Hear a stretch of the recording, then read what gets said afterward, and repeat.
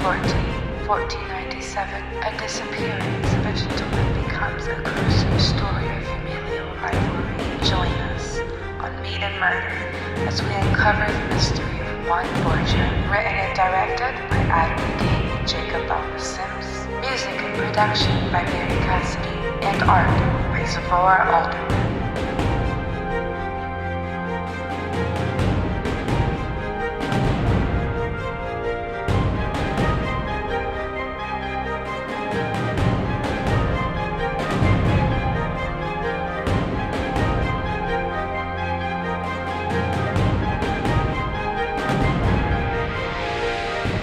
Tonight's story involves the Borgia family. Now, the Borgia family are going to be a noble family coming from Spain. They are not going to be of much importance in papal politics until 1455, when our first key player comes onto the scene. Tell us, what's his name?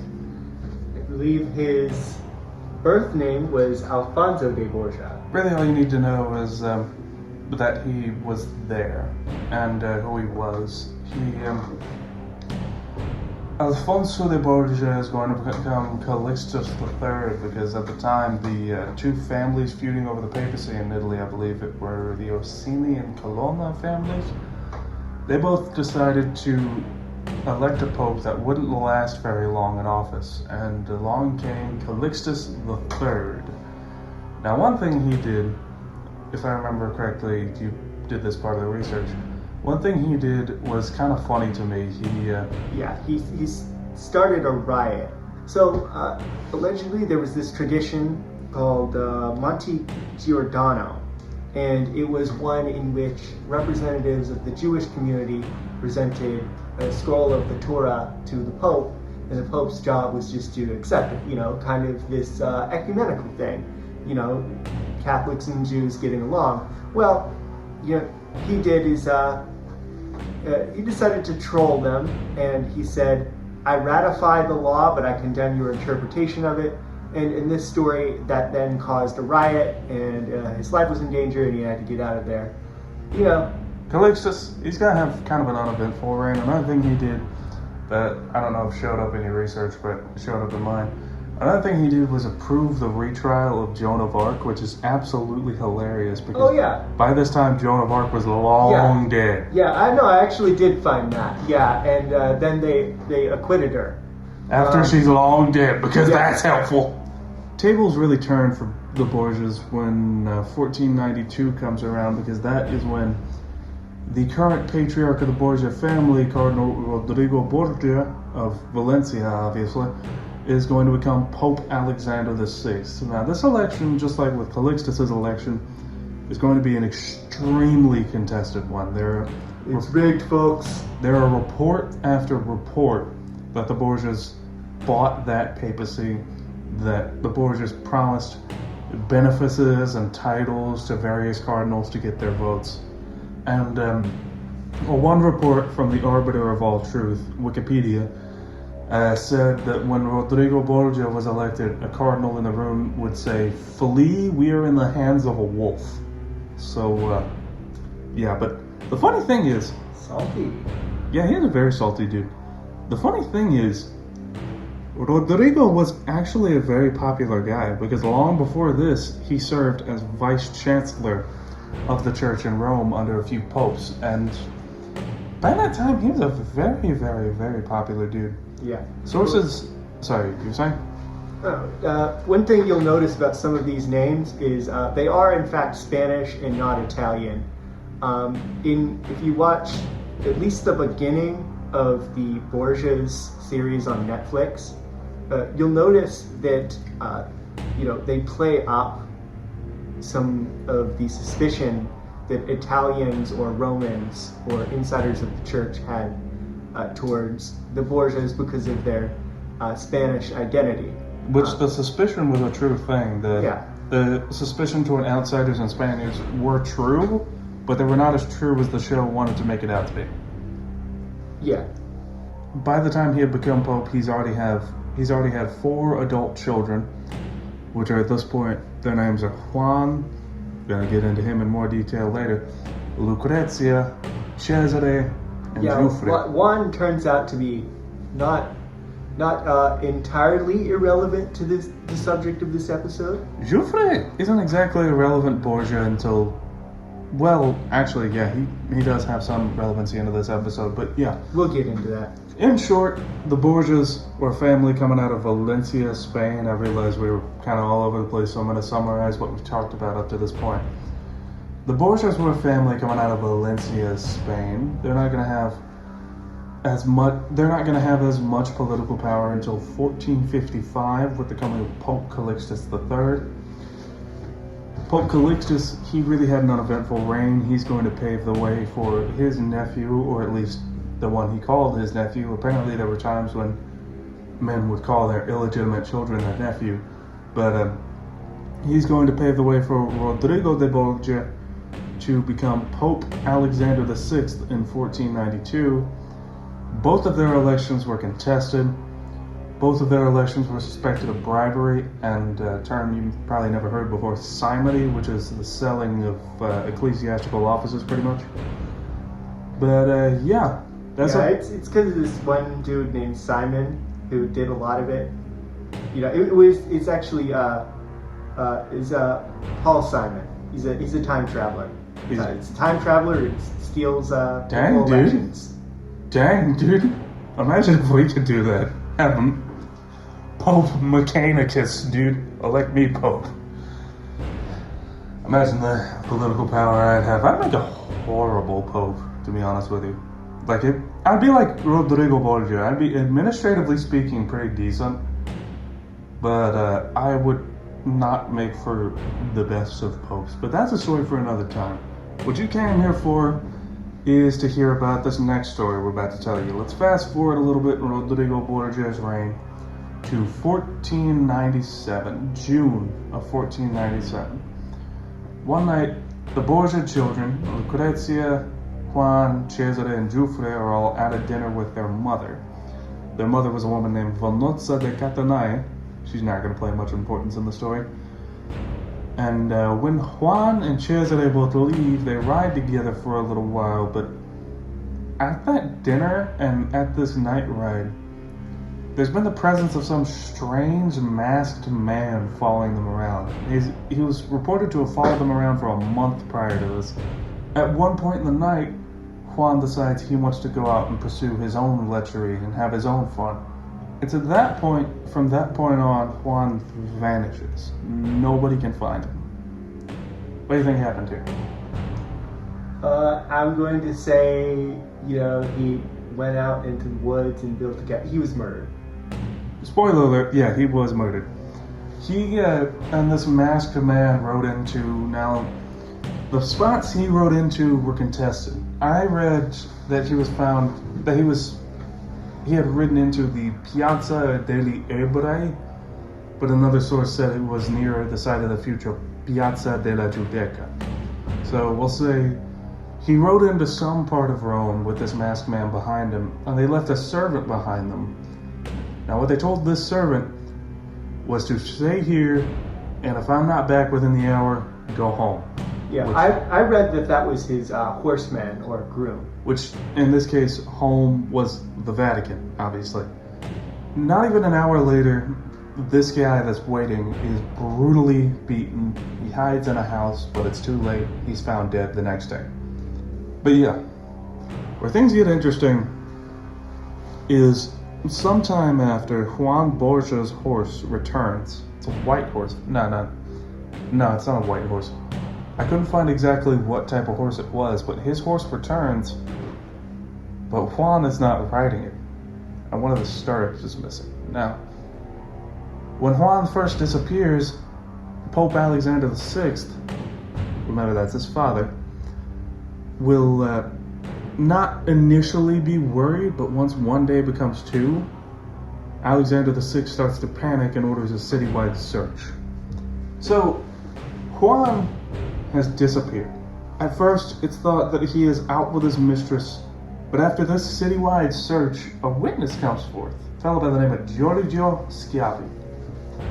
Now, Giorgio says that he was out by the Tiber River one night watching a shipment of lumber, because he's a lumber merchant, when he notices 5 men ride up nearby. 5 men, one riding a horse. But that horse has got what looks very much like a dead body on its back. These men will get off the horse, pick up the dead body, throw it into the river, and throw stones at it so it sinks. Now, the reason why Giorgio Scavi came forward when he did was because at first he literally pretty much said, "Look, man, I've seen this happen hundreds of times before. I thought nothing of it at first."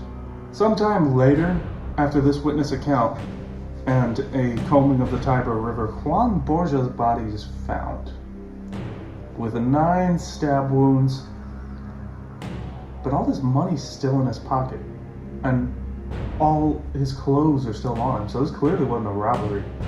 Yeah, and that's the part I find weird, because yeah, obviously that establishes that the motive wasn't robbery, but like, okay, neither of us are criminals. I can speak to my own proclivities, but even if you were murdering someone for political reasons, or it was a crime of passion, or you had some other reasons, like you'd think like they would still maybe take their stuff. At this time, Juan Borgia had made not very many friends. He never had a good relationship with his brother Cesare, because Cesare was always intensely jealous of Juan. Juan was the golden Borgia. Cesare wanted everything he had. Cesare wanted a military position, but instead got a cardinal position. Yeah. He was just generally jealous. Story as old as Cain and Abel. Now, another thing that gets interesting is the lesser-known Borgia brother Giuffre will be involved in this story too, because that poor bastard Giuffre, that poor man. Giuffre is married to a lady named Sancha of Aragon at this time, and it's bad when one man is having an affair with your wife, but it's even worse when it's all of your brothers. It's all of your brothers. All of the Borgia brothers were having an affair with poor Giuffre's wife. Giuffre has motive every way to Sunday, obviously. All of his brothers are having an affair with his wife. It seems like motive every way to Sunday, but yeah, but you gotta think, like, why would he then stop at Cesare, unless maybe he wanted to make a point? But then at this point you would probably just reveal yourself in some way. I don't know how to square that circle. Giuffre seems to have motive every way to Sunday, but Jacob's kind of right there with, if all of the Borgia brothers are having an affair with his wife, it would only make sense to kill all of the Borgia brothers. But there's another group that has motive too. There's actually another group and another man that has motive in this. Yeah, what we've mentioned before. There's the Orsini family, because only recently before Juan's death, Juan had launched a military assault on Orsini land. So, what would be a better way to retaliate against your enemy family than by killing its golden child? And the idea that a masked man followed him in and Juan never returned, the idea that that was an Orsini thug kind of does make sense. Yeah, but why then would they allow an Orsini thug to just hang around? True. Like, that adds complexity to the theory. It would have to be some kind of situation where it was a double agent or something. I don't know. Well, yeah, I keep forgetting that this masked man that followed Juan to his demise was at the dinner with the rest of the Borgia family, so the Borgias clearly knew him and accepted him. Which, if the Borgias knew him and accepted him, then that really does bring the suspect pool, if you're talking about individual people, that brings the suspect pool down to 2, but... Well, at least one of them knew him and accepted him. Like, the other ones might have just been like, this guy's a little sus. Like, we're not even having a costume party here and he's wearing a mask. When I said 2, I meant either one of them, to be clearer. Right. The masked man sitting with them kind of does add on the possibility that it was a Borgia. It was a Borgia-approved thug, but for all we know, we have no evidence to justify that. All we have is that his presence was approved. So, honestly, I'm not quite sure who that masked man was with, but I think suffice it to say, he might have been the one that dealt the killing blow. Yeah, it might have like just involved him, you know, like it might be someone else we haven't even thought of who had a personal relationship with Juan, but also like a personal beef. Yeah, and the reports that I've read of the dinner mentioned Jouffre explicitly there, so they knew Jouffre was there. It definitely rules out Jouffre, and I honestly think Cesare would have nothing to gain from it. I see why it works. I see why that motive works. Cesare wanted to kill to gain a military position, but he was already on his way to gain one as it is. And he was very clearly jealous of Juan, so killing Juan would just put more suspicion on him, as it did in the end. Honestly, looking back at it, it's either the Orsini family that ordered this killing or a cardinal that wasn't too happy with Juan's recent deeds, a guy by the name of Ascanio Sforza, who was part of another rich family in Italy. We know it involved more than one person because the eyewitness before said there were 4 or 5 men dumping the body into the Tiber River. So that tells me either professionals were brought in to handle this, or it started out as maybe a scuffle, just involving like 2 people, and then like 4 other like friends or hitmen, assassins were brought in to help with this. Well, yeah, that doesn't really, looking at it like that doesn't really narrow down the suspect pool much, because all of the suspects that we have at this point are from all rich families. A few of them are from the papal family, so they have the resources to hire 5 dudes. But honestly, in the end, I think we have no way of guaranteeing who did this. Honestly, yeah, I think it was probably an outside force now that I think about it. It was definitely someone hired. Honestly, I think the Orsini family had the most motive, but it might not have been them. I can't quite be for sure in the end, but who knows? It might have been a double agent. It might have been just simply a double agent in a mask. You see what I mean there? Yeah. Well, I think Wikipedia offers us another suspect. Would you like to hear? There was another suspect that it named something Morandola, because the guy had it might have been him in the end. So it's list of suspects. All the killers were never identified. There are 3 theories of suspects and motives. So this one is killer was Antonio Maria della Morandella, the father of a young girl whose house was located near the Tiber. Shortly after his death, Juan did not miss the opportunity to mention he dishonored the daughter of one of the representatives of the ancient Roman family. Lesson there, if you want to be, have an F-boy, do not, make sure the father is not crazy. At that time, it might have been because they were suffering from the same blind side that we are. Which is like not considering a more obscure figure. Yeah, it's like is it the Orsinis? Is it is it Cheshire? Is it meanwhile there's this other guy who's isn't the Pope. There's just some random masked dude following them around. It turns out he's just this other more obscure rich guy, and Juan had a fling with his daughter, if we're going to put it charitably. I mean, this is somewhat ambiguous. I'm going to assume it's not something worse than that, but say it's something sexual.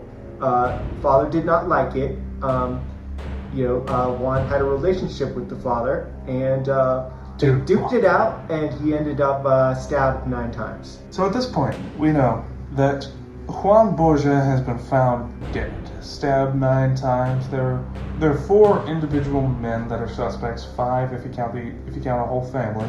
Since the reports say that it was some masked man, and his presence was very clearly known, he somehow got into the Borgia dinner. They might have trusted him as some security guard. I'm not quite sure, but yeah, I mean I joke, but the mask thing is weird Like, either that was a normal part of culture in Italy at that time, or that was just like legitimately weird and no one knew what to make out of it.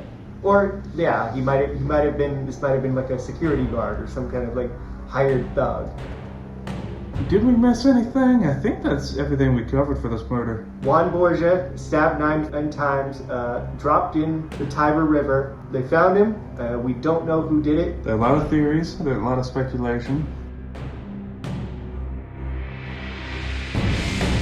Hi, thank you for listening to Mead and Murder, written and directed by McCain and Jacob Bouma-Sims. Stay tuned, for next we will learn about Martin Gare and his historical love of stolen identity.